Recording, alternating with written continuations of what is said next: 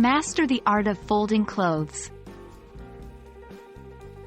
Hello everyone, and welcome to today's English language learning video. Today, we'll be delving into an everyday activity that we all do, but might not always talk about: laundry, and specifically, folding clothes. This is an excellent opportunity to learn some practical vocabulary and also understand the processes associated with this common household chore.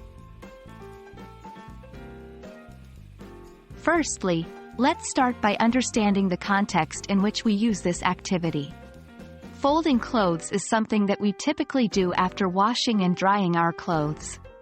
It's an important part of maintaining a clean and organized living environment. In English, the term folding clothes is quite self-explanatory. It simply refers to the act of folding your clothes into a more compact form, making them easier to store in drawers, closets, or suitcases. Now that we have a grasp of the context, let's dive into some key vocabulary. You'll often come across words such as fold, to bend something, especially paper or cloth, so that one part of it lies on the other part. Crease, a line on cloth that is made by ironing, or appears when it has been folded. Neatly, in a tidy way, with everything in its place. Pile, a quantity of things lying one on top of the other.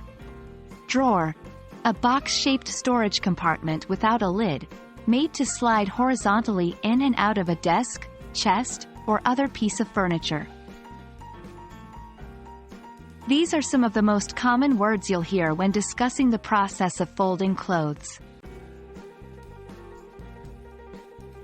Now let's look at how we might use these words in sentences. Fold. After washing the clothes, I always fold them before putting them away. Crease. I try to fold my shirts so that there are no creases. Neatly. My mom taught me how to fold clothes neatly. Pile. After laundry, there was a big pile of clothes on the bed that needed folding.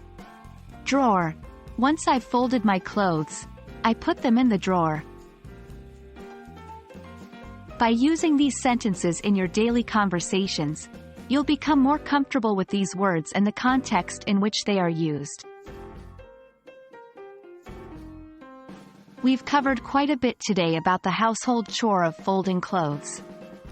We've looked at the context in which this activity takes place, the key vocabulary associated with it, and even some sample sentences to help you practice these new words.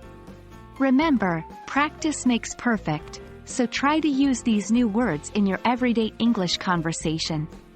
We hope this video has been helpful in expanding your English vocabulary. Stay tuned for more videos to help you master the English language, one topic at a time. Until next time, keep practicing, and happy learning.